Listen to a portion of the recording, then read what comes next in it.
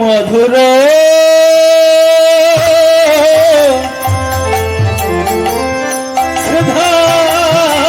বৃন্দাবনে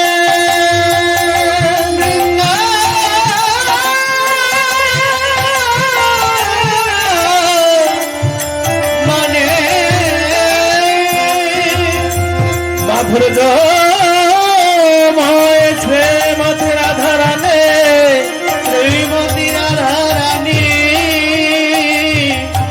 অষ্ট সখী শিরোমণি রাধা রানী আমার সাধের বেলায় শ্রী যমুনায় জল ভরতে যাবে বলে গুরুজনের নিকট অনুমতি চাইলেন গুরুজন অনুমতি হলো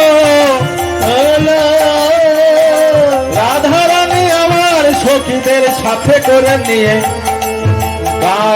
কাকে করে নিয়ে শ্রী যমুনায় জল ভরতে যাবে। আরে এই অবসানে কটিলায় আমার ননদিনী আমারে বললেন, ও বৌদি আমি তোমার সাথে যাব। তাই পিছনে পিছনে কটিলা রাধারানীর পিছনে পিছনে চলতে লাগলেন। তাই রাধারানী আমার শ্রী যমুনার কোলে যে গোবিন্দের রূপ দর্শন করিলেন।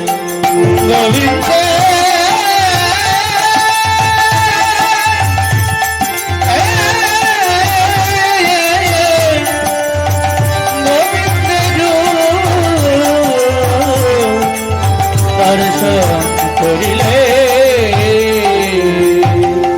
রাধে যমুনা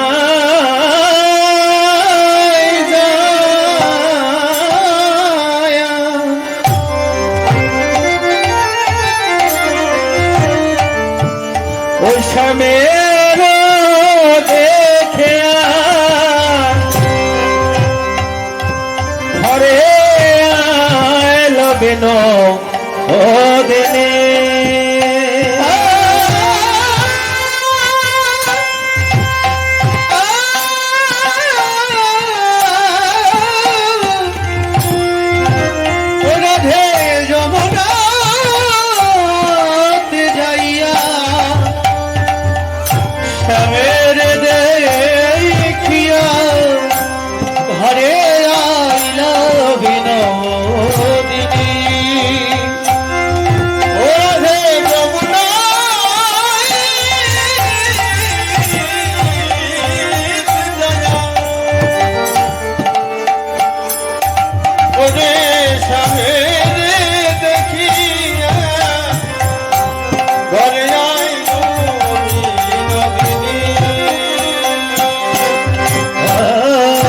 বসিয়া বেরোলে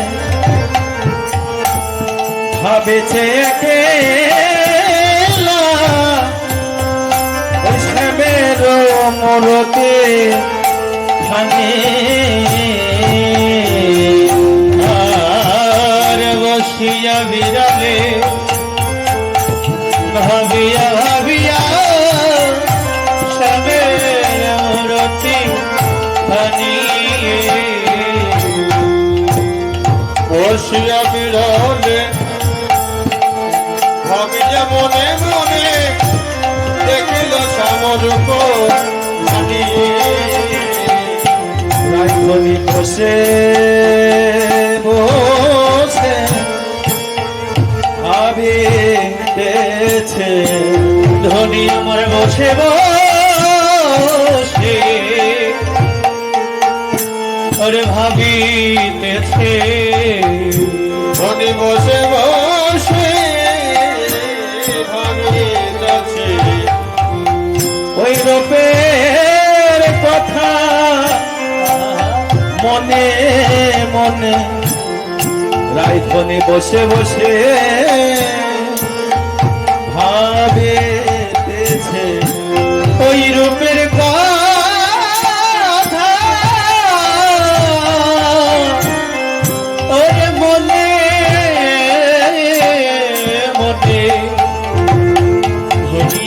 বসে বসে ভাবিতেছে ওই রূপের কথা মনে মনে মনে আমার বসে বসে ভাবিতেছে তাই বসে বসে বসে বসে ভাবিতেছে রূপের কথা বসে বসে মনে মনে মনে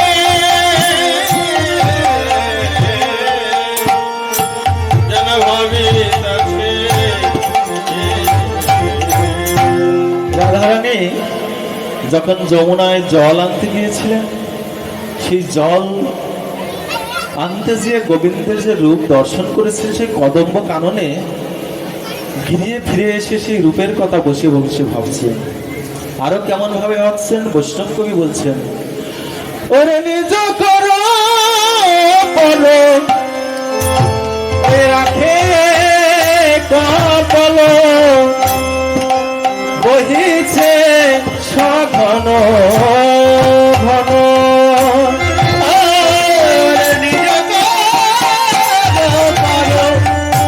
রাখিয়া কপল মহাযোগিনীর পারা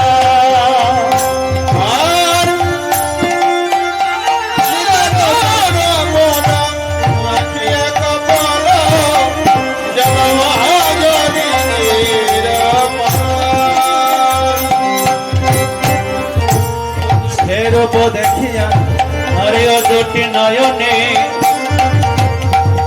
বহিছে সঘনে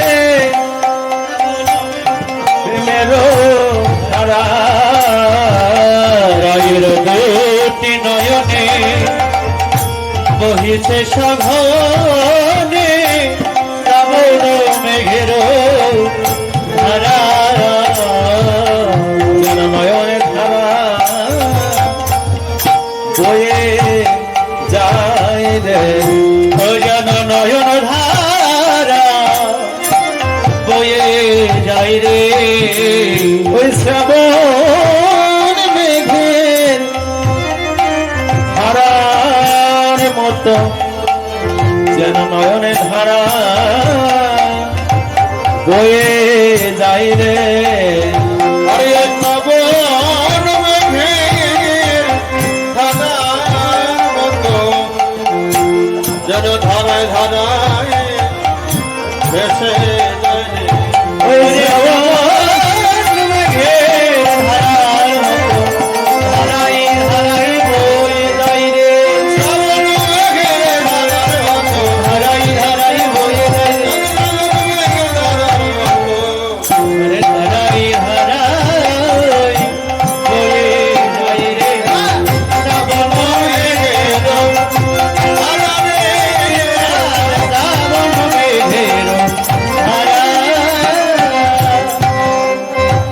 রাধারানী গোবিন্দের রূপের কথা ভাবতে ভাবতে সেই নয়ন ধারা দিয়ে যেন শ্রাবণ মেঘের যেমন বর্ষা হলে অঝরে পড়ে ধারা বহে, ঠিক তেমনি রাধারানীর নয়ন ধারা দিয়ে যেন অঝরে পরিবার অশ্রুপাত হচ্ছে। সেটাই দেখুন, আমাদের আসলে এই যে অষ্টকালীন লীলা, এই লীলার 3 ঘন্টা সময় মানে কম সময় হয়ে যায় আর কি। তো এখন সিস্টেমে তো 3 ঘন্টা, আবার যেখানে 3 জন কীর্তন হয় সেখানে 4 ঘন্টা। তা আমাদের সময় প্রায় শেষ, মানে আর 5 মিনিট আছে কিনা।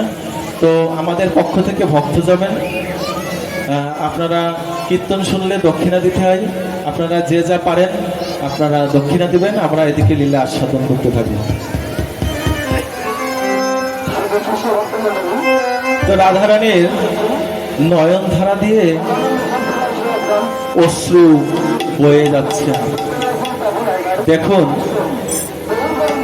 গৌর গোবিন্দের জন্য যে যত অশ্রু ঝরাইতে পারবে তার ভক্তি, প্রেম ভক্তি দিনে দিনে তত গাঢ় হবে। একদিন হরিদাস ঠাকুরের গৃহে, হরিদাস ঠাকুর তো জানেন 3 লক্ষ বার নাম করতো প্রতিদিন। হরিদাস ঠাকুর বৃদ্ধ হয়ে গিয়েছে। তো জগন্নাথ ধামে একটা কুটিরের ব্যবস্থা করে দিয়েছে আমার প্রভু। তো কুটিরে বসে বসে নাম জপ করে। আর মহাপ্রভু হরিদাস ঠাকুরের প্রসাদের বন্দোবস্ত মহাপ্রভুর দায়িত্ব। তাই মহাপ্রভু প্রতিদিন গোবিন্দকে, গোবিন্দ দাস মহাপ্রভুর সেবক, গোবিন্দকে দিয়ে হরিদাস ঠাকুরের নিকট প্রসাদ পৌঁছাবে দিতেন। তো একদিন গোবিন্দ দাস হরিদাস ঠাকুরের জন্য প্রসাদ নিয়ে আসছে, কিন্তু হরিদাস ঠাকুরকে দেখে মনে হচ্ছে উনি অসুস্থ। গোবিন্দ দাস বলছেন, প্রভু প্রসাদ পাঠিয়েছে, প্রভু প্রসাদ পেয়েছে,